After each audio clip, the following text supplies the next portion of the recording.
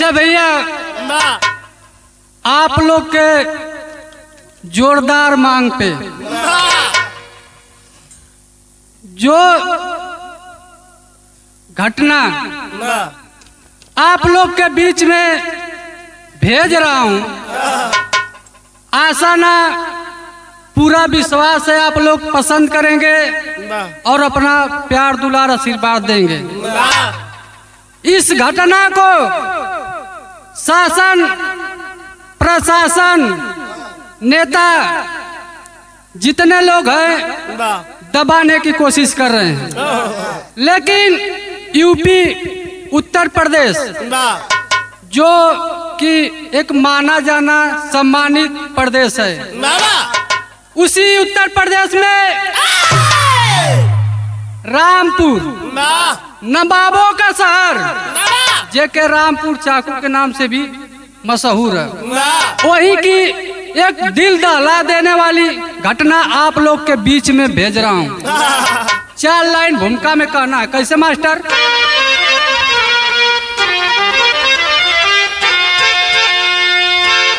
जो है रक्षक वही है भक्षक बने,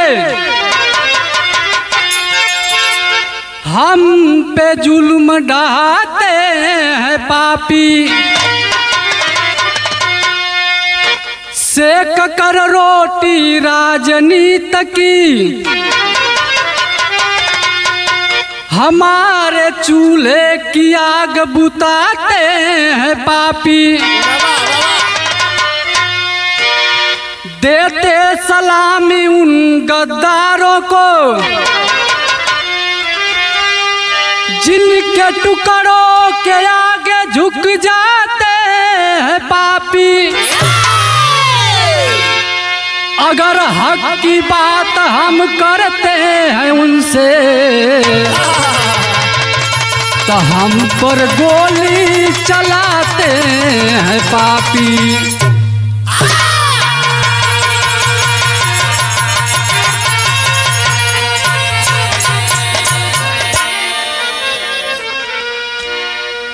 जो हमारे रक्षा के लिए वर्दी पहनते हैं, कसमें खाते हैं, वही हम पे जुल्म ढाते हैं।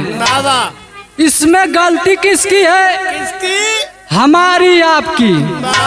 हम जुल्म सहते हैं, उसमें गलती हमारी है। किसी को बढ़ावा देते हैं, उसमें भी गलती हमारी है, उनकी गलती नहीं है। बिरहा में एक लाइन कव्वाली लगल मास्टर।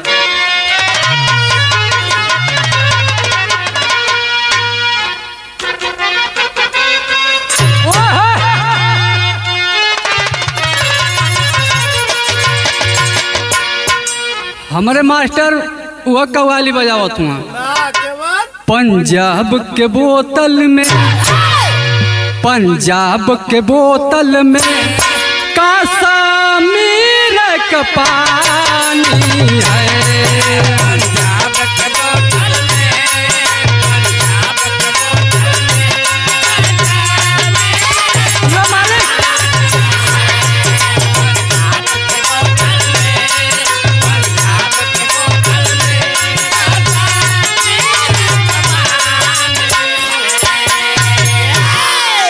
पंजाब के बोतल में कश्मीर का पानी है,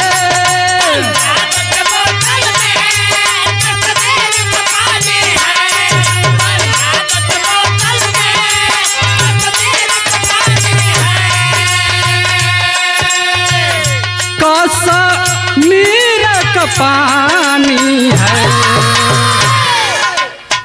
लखनऊ की नजाकत है, लखनऊ की नजाकत है, बॉम्बे की जवानी है।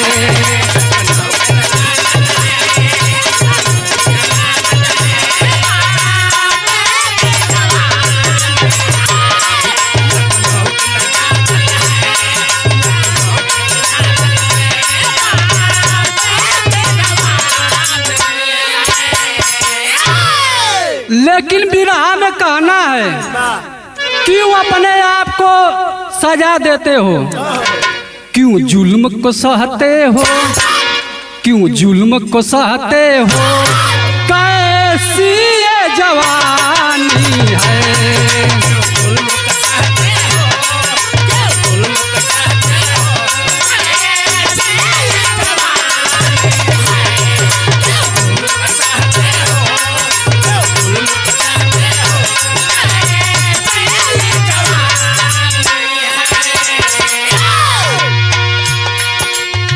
क्यों जुल्म को सहते हो, कैसी ये जवानी है।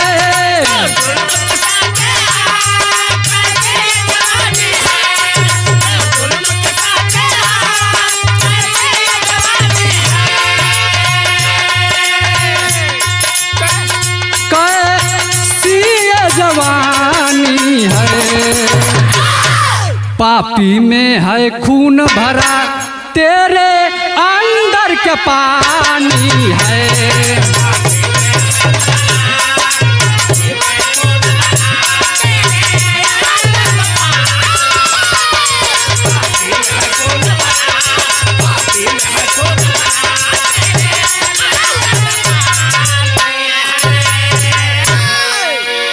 क्यों जुल्म को सहते हो, कैसी ये जवानी है।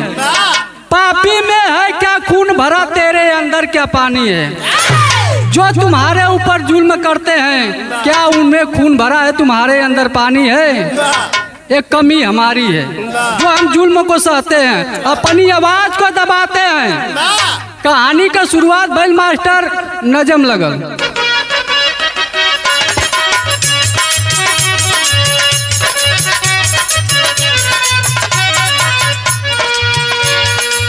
रामपुर सिलई गांव की घटना अभी ताजा है, रामपुर सिलई गांव की घटना अभी ताजा है। कितना अन्याय हुआ कोई ना अंदाजा है।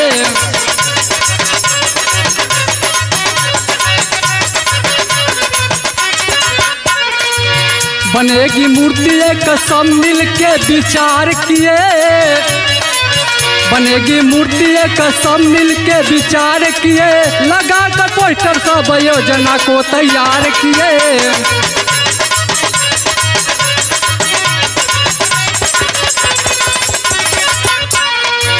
लगी है खबर जाके जब अन्य जाति को, लगी है खबर जब जाके अन्य जाति को, तुरंत तैयार हुए पीटने लगे छाती को।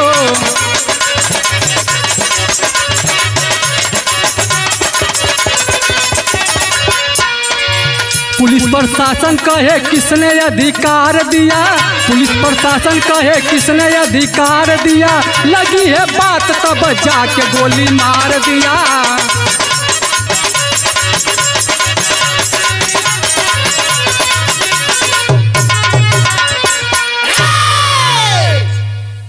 ए भैया, रामपुर सिलई बड़ा गांव, हर गांव में कुछ गांव के नाम से जगह जमीन सरकारी छूटल रहे।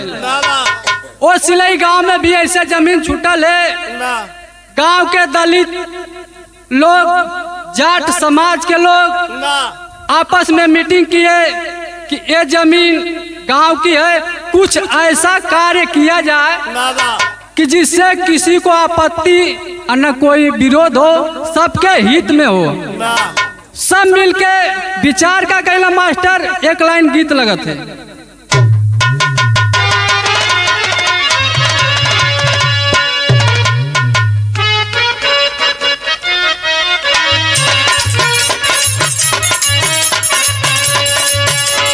कौनो लड़की अपने लभर के 2-4 दिन के बाद फोन कैलस, कलस की इतना दिन कहाँ रहलू है, रोवत है, बतावत है। माई मोर मरले बिया, खोरनी से झरले बिया।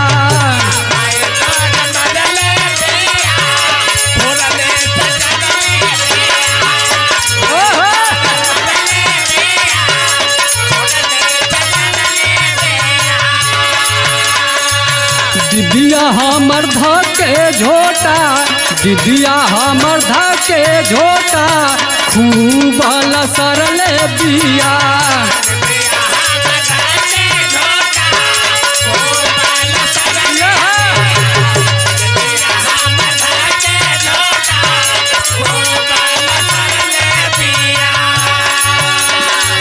माई बड़ा मरले बिया घोरनी से जरले बिया दिदिया हमर धके झोटा खूब सरले बिया कि बानी पिटाइल राजा जी त बानी खचाइल राजा जी त हमार कलिया से मोबाइल बा कुचाइल राजा जी।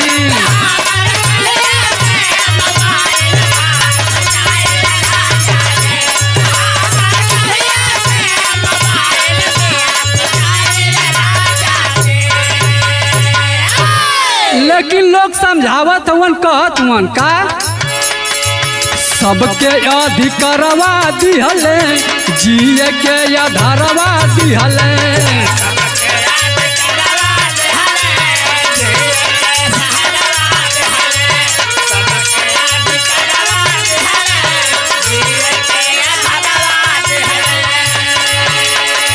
रोटिया कपड़वा दिहले रोजी रोजगारवा दिहले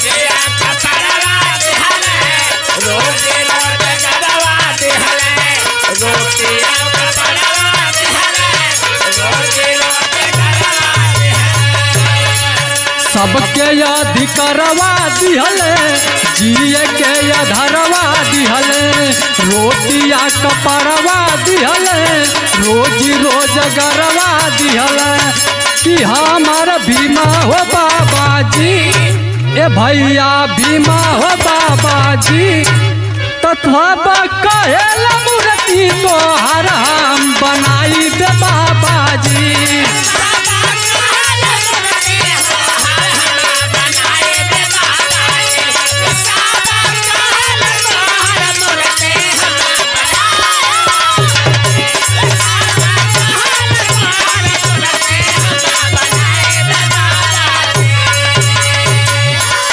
लोग कलन हमें जीने का उठने बैठने का मान सम्मान सबका अधिकार दिए कौन कौन?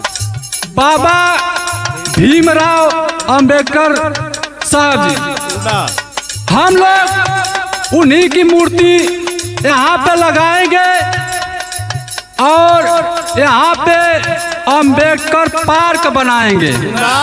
लोग करत का हुवन लाके एगो पोस्टर जब दिहल लगाई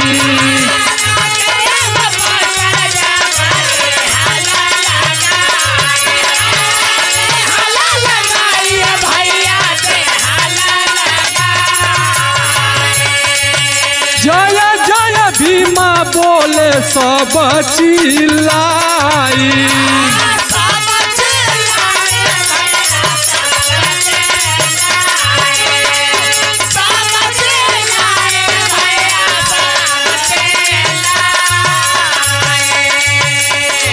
खुशिया से मनवा झूमे बाबा के चेहरवा चूमे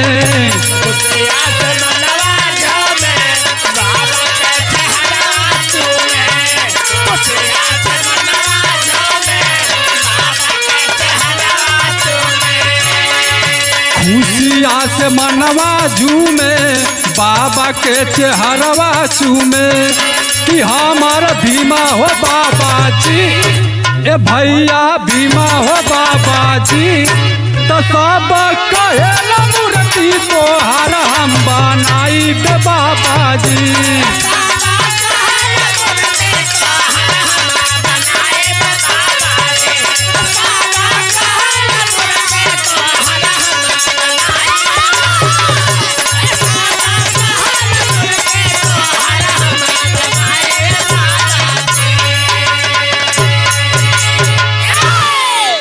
गाँव वाले मिलके जाट समाज के लोग मिलके बाबा भीमराव का एक पोस्टर बनवाए उस धरती पे जाकर लगा दिए और उस दिन खूब खुशियां मनाए जय जय भीम का नारा लगाए नाचे झूमे गाए। लेकिन ये भैया कुछ हर एक गांव में कुछ आदमी ऐसा होलन कि कौनो काम करबा तो मैं विरोध जरूर करिया। कुछ लोग के देख ना गल लगला विरोध करे तो हो का मास्टर यहाँ गीत बदल थे।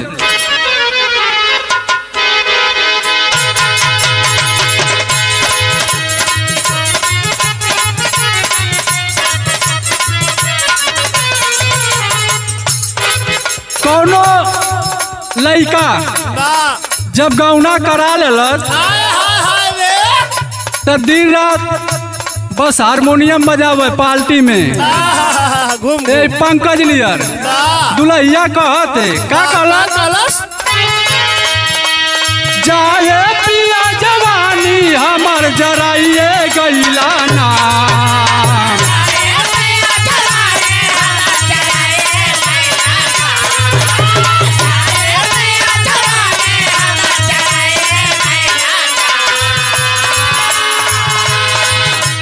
जाए पिया जवानी हमर जराइए गईला ना।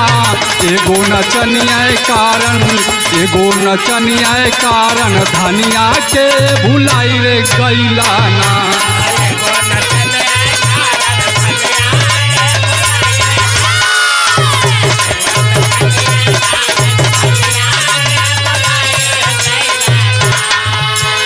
लेकिन वहाँ के अन्य जाति लोग का करत हुअन सुन खबर विपक्षिन के लाल नयनवा भइले ना।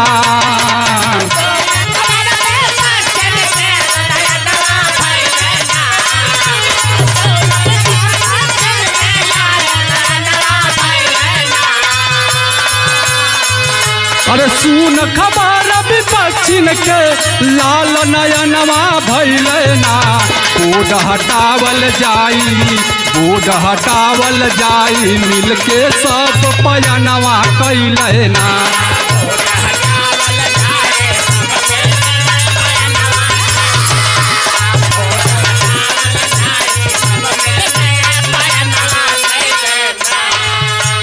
जब बोर्ड लगा बाबा साहब का विपक्षियन के बुरा लगे लगल। अब बोर्ड हटावे का प्लान कैलन और धरती पे पहुंच गए ना जहाँ बोर्ड लगल तब भइल का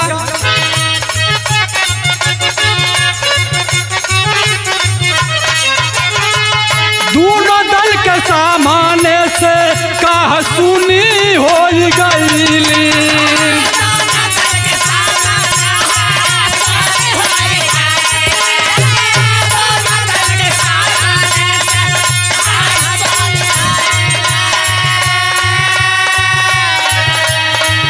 भारत वाली पावन धरती खूनी हो गईली।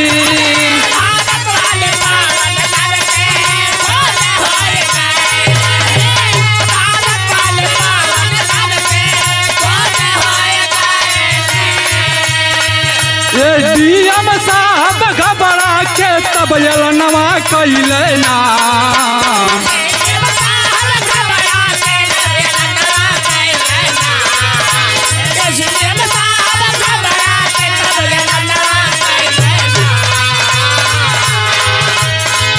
डीएम साहब घबरा के तब एलनवा कैले ना। बोड हटावल जाई मिलके सब पयनवा कैले ना।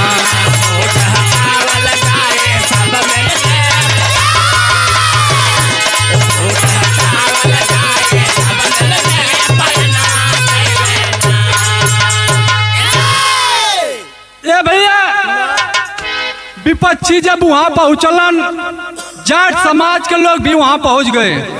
दोनों दल में कहा सुनी हो गई।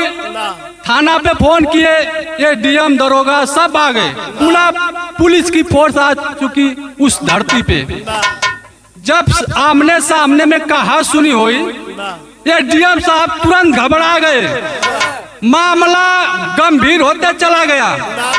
ये डीएम साहब ने आदेश दे दिया लाठी चार्ज कर दो। अब जितना पुलिस कर्मी रहलन सबके मारे चालू कैलन। इना देखे के जेंट्स के लेडीज के बच्चा के बूढ़ा। लेकिन प्रशासन से मैं ये कहना चाहूँगा कि अगर कहीं पे भी कोई भी घटना होती है तो डायरेक्ट लाठी चार्ज नहीं होता है। पहले आंसू गैस छोड़ी जाती है, फिर उससे भी नहीं कंट्रोल होता है तो पानी का फुहारा छोड़ा जाता है, उसके बाद लाठी चार्ज होता है। लेकिन ये डीएम साहब ने ऐसा नहीं किया, डायरेक्ट लाठी चार्ज करा दिल। तो आगे होत का मास्टर टेरी लगा, अरे मोरे राम बाबा साहब की प्रतिमा रो पड़ी, अरे मोरे राम हो राम, अरे बाबा साहब की प्रतिमा रो पड़ी, दर दर भटक रही है या सूले कर आत्मा, अरे हो आत्मा, अरे हो आत्मा।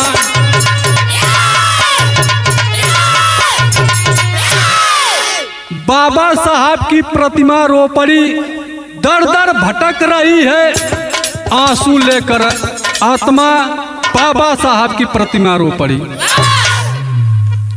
उस धरती पे लगा हुआ पोस्टर बाबा साहब के देख रहे हैं, जिस देश को हमने आजाद किया, जिसके लिए हमने संविधान लिखा, जिसके लिए हमने विदेशों में जाकर पढ़ाई किया, जिसके अधिकार के लिए हमने इतना लड़ाई लिया, वो देश में आज ये क्या हो रहा है। इधर बाबा साहब प्रतिमा से देख रहे हैं, उधर ऊपर से अपने आत्मा से देख रहे हैं कि इस धरा पे क्या हो रही है।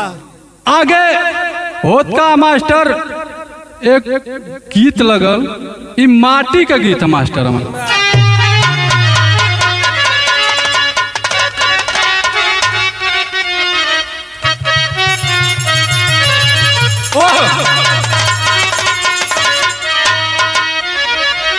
ये के हमार माई बहन लोग गावे नहीं, कैसे गावली? और गंगा माई के ऊंची बा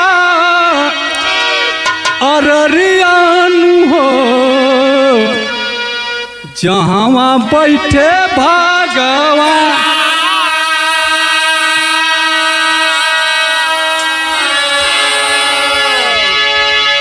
लेकिन वहाँ होत का अरे ठाए ठाए चले लागल गोलियानु हो, सब भागे घबरा।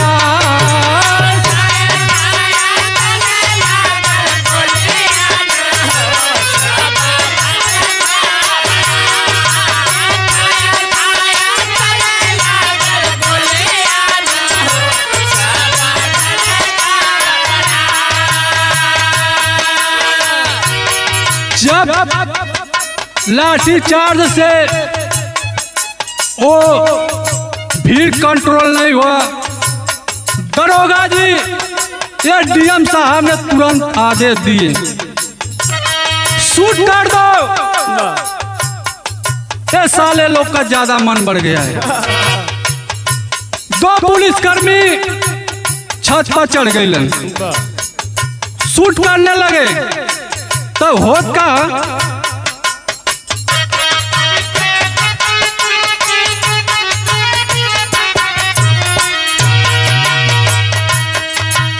रक्षक बन के आइला, लेकिन भक्षक बनी गईले।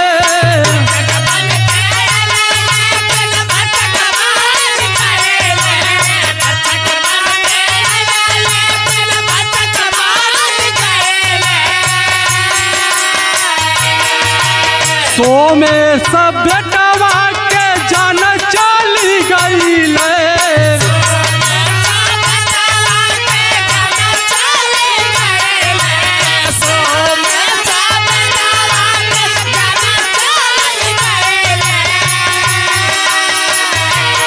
और छाती पीटा रोवली मतरियानु हो,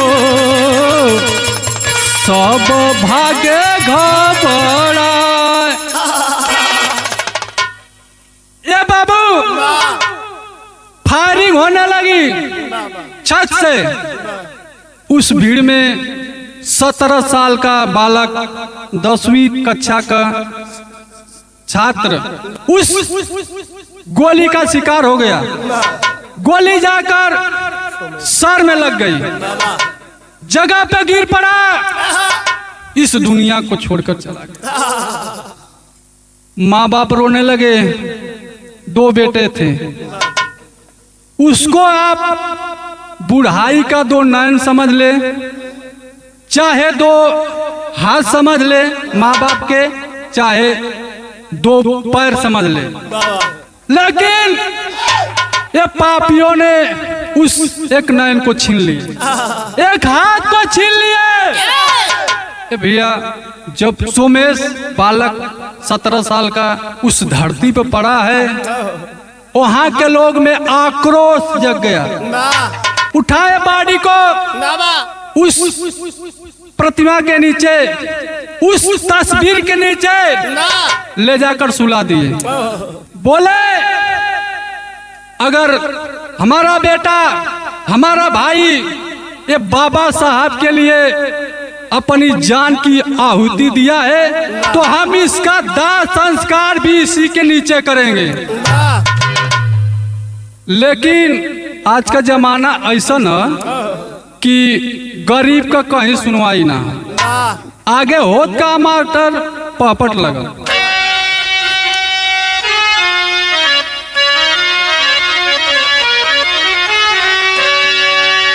खून से सनाइल हिंद के धरतिया बतिया बतिया में सब देखावे लागल बायो कटिया बतिया बतिया में।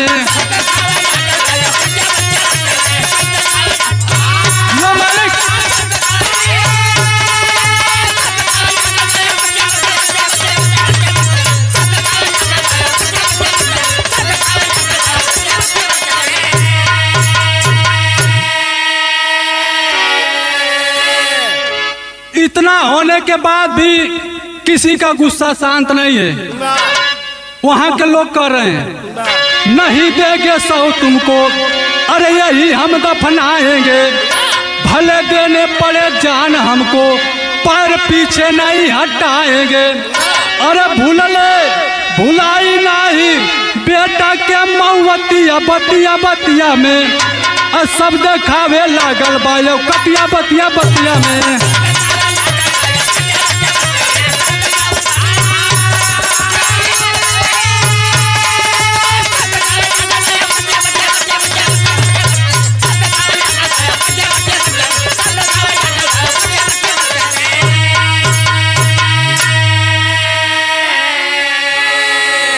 जाट समाज के, दलित समाज के लोग जिद करने लगे, हमारा बेटा अगर जान से गया है तो हम तुम्हें 100 नहीं देंगे। लेकिन होत का मास्टर आला लगा।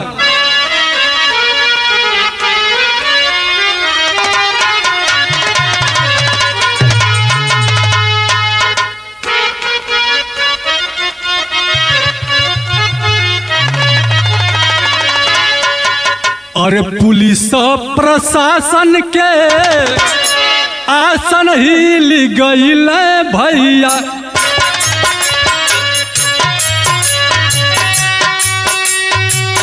माई के चीखा सुनी गए घबरा।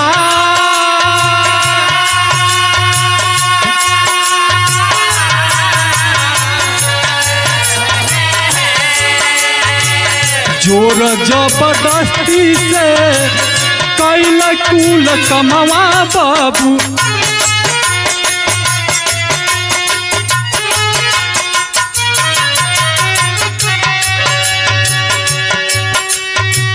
बाडी के काबजे में लिए हो उठा।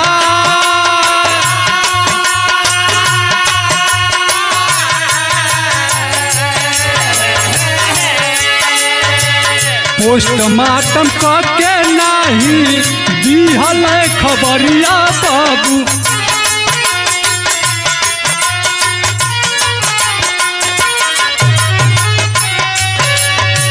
चोरी चोरी लाशिया के दिए हो जला।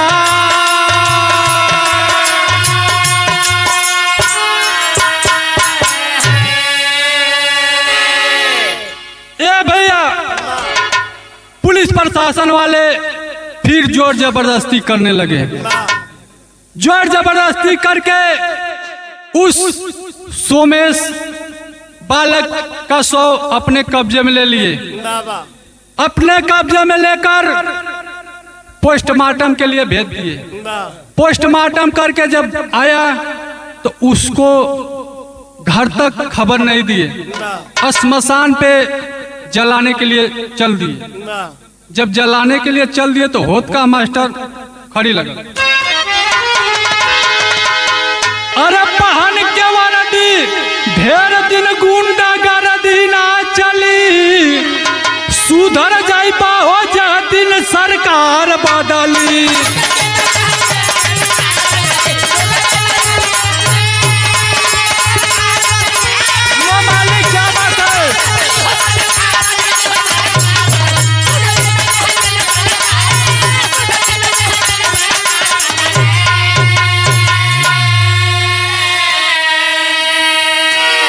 उस जाट समाज के लोग श्मशान घाट पर पहुंचकर पुलिस प्रशासन को चेतावनी दे रहे हैं, हर दिन ऐसा नहीं रहेगा, किसी दिन हमारा भी आएगा।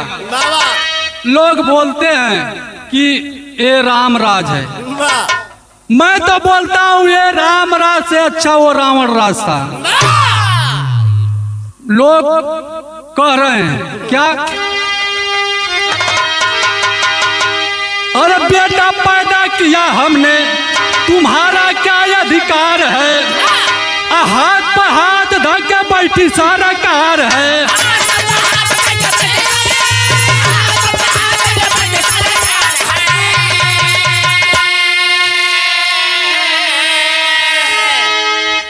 लोग कहलन हमारा बेटा मर गया तो ठीक है, मर गया किसी वजह से मर गया, लेकिन उसको पैदा हमने किया था ना, तुम्हारा क्या अधिकार है। बिन बताया श्मशान पर लेकर चले आए, वो पुलिस वाले को चेतावनी दे रहे हैं।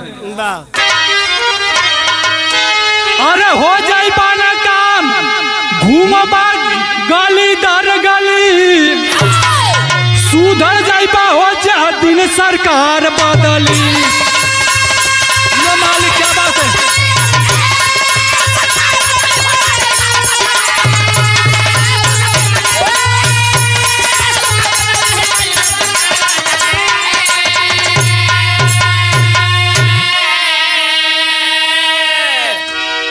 जब तक घर वाले पहुंचे उस चिता को पुलिस वाले आग लगा चुके थे। घर वाले मायूस होकर चले आए। बताया जाता है इस सरकार में अगर आप किसी के दुख में जाओगे तो आपको रास्ते में ही रोक दिया जा रहा है। भीम आर्मी के मुखिया चंद्रशेखर आजाद उस माता पिता के दुख को बांटने के लिए उनके घर पे जाना चाहते थे, लेकिन इस सरकार की पुलिस ने उनको बीच रास्ते में ही रोक दिया गया। बताया जाता है कि जो वहाँ के एसडीएम थे, सीओ साहब थे, सबको ट्रांसफर कर दिया गया है। किसी के मौत का हिसाब ट्रांसफर से नहीं होता, यहाँ से उनको वहाँ भेज दो, ये नहीं होता। उनके लिए भी कानून लगना चाहिए, उनके लिए भी सजा होना चाहिए।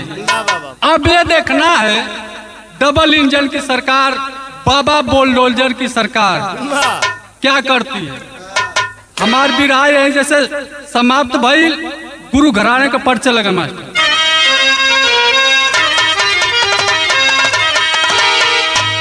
गुरु बिहारी गुरु गणेश गुरु रामलाल गुलकारी, स्वर्ग बसे चंद्रिका, कभी बच्चन जी बने पुजारी हो।